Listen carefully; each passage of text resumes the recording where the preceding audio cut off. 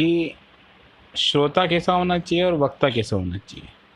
श्रोता के क्या नियम है और वक्ता के क्या नियम है। चलिए आइए हम अपने शिव पुराण को देखते हैं कि शिव महापुराण में क्या लिखा हुआ है कि श्रोता कैसा होना चाहिए और वक्ता कैसा होना चाहिए। श्रोता को किन नियमों का पालन करना चाहिए और वक्ता को किन नियमों का पालन करना चाहिए। तो ये जो शिव पुराण में है, शिव पुराण में ये देखिए मैंने शिव पुराण निकाल ली है। ये शिव पुराण है, ये शिव महापुराण है। इसमें करीब 812 पेज है और इसमें शिव महापुराण का महात्म्य समझाया गया है। मतलब कि जो शिव पुराण संस्कृत में है उसको हिंदी में बताया गया है। अब देखिए सबसे पहले मैं चलता हूँ आपको कि श्रोता किस प्रकार का होना चाहिए। तो ये देखिए कि श्रोता और वक्ता किस प्रकार का होना चाहिए, ये इसमें हमने टिक मार करके रखा है। अच्छी अच्छी बातें जो हैं वो हमने शिव महापुराण में टिक कर रखी हैं कि देखिए जो एक ये बात है कि जो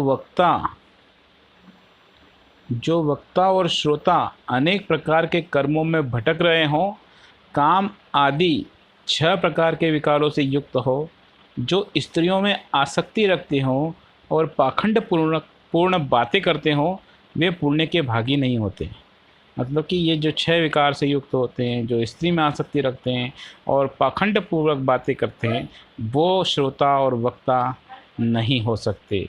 उनको पुण्य की प्राप्ति नहीं होती है। वो लाख कथा सुन ले, लाख प्रवचन कर ले, लेकिन उन्हें कभी भी पुण्य के भागी नहीं होंगे। दूसरी बात, जो लौकिक चिंता तथा धन, ग्रह एवं पुत्र आदि की चिंता को छोड़कर कथा में मन लगाए रहते हैं, उन शुद्ध बुद्धि पुरुषों को व्रत के उत्तम फल की प्राप्ति होती है। और जो श्रोता श्रद्धा और भक्ति से युक्त होते हैं, दूसरे कर्मों में मन नहीं लगाते और मौन, पवित्र एवं उद्वेग शून्य होते हैं, वे ही पुण्य के भागी होते हैं। मतलब ऐसा नहीं है कि आप सब कथा सुन रहे हो, आपका ध्यान उधर लगा हुआ है, घर में मेरा दूध जल जाएगा, घर में मैं चाय रख के आई हूँ, हैं, कथा में मन नहीं लग रहा है और इधर उधर के ध्यान में ज़्यादा मन लग रहा है। ऐसे लोगों को भी कथा के पुण्य का फल प्राप्त नहीं होता महाराज। शिव पुराण सुनने वालों का भी व्रत लेने का नियम है।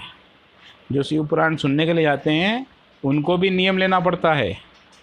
और क्या नियम लेना है वो मैं आपको बताता हूँ, और उसे भक्तिपूर्वक आप सुनिए।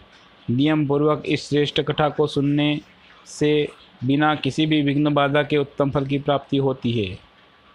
जो अगर नियम ले ले और उससे कथा को सुनेगा तो उसको उत्तम फल मिलेगा। जो दो लोग दीक्षा से रहित होते हैं,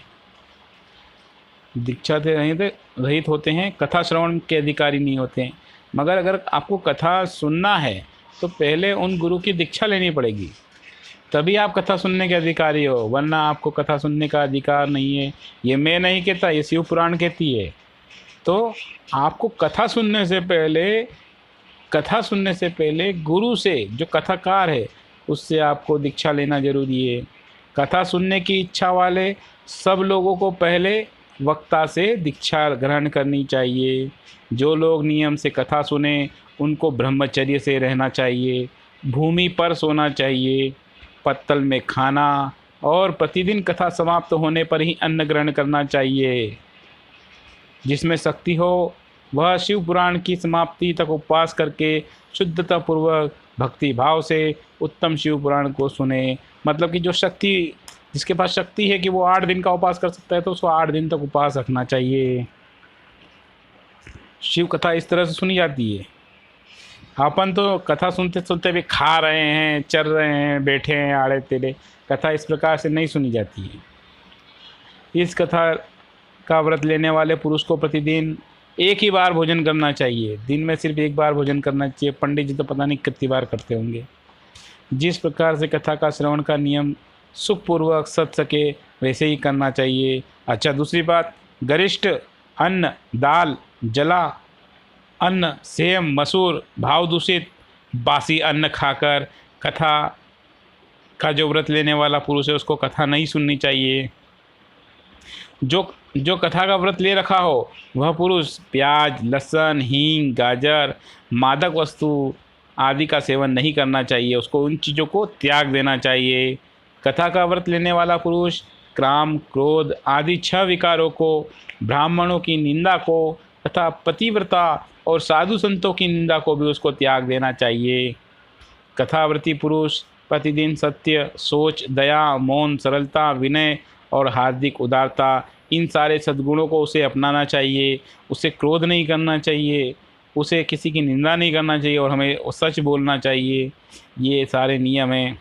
श्रोता को निष्काम हो या सकाम, जो सुनने वाला है वो काम के लिए सुन रहा हो या फिर निष्काम भाव से सुन रहा हो।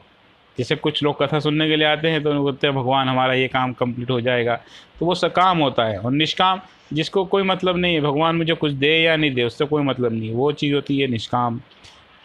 वह नियम पर वो कथा सुने। सकाम पुरुष अपनी अपनी अभिष्ट कामना को प्राप्त करता है, जो कामना से कथा सुनता है उसको कामना प्राप्त होती है।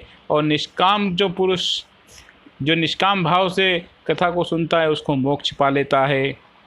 दरिद्र, क्षय का रोगी, पापी, भाग्यहीन तथा संतान रहित पुरुष भी इस उत्तम कथा को सुने।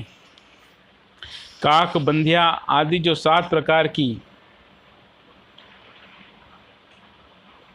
दुष्ट स्त्रियां हैं वे तथा जिसका गर्भ गिर जाता हो वह इन सभी को भी शिव पुराण की कथा सुननी चाहिए।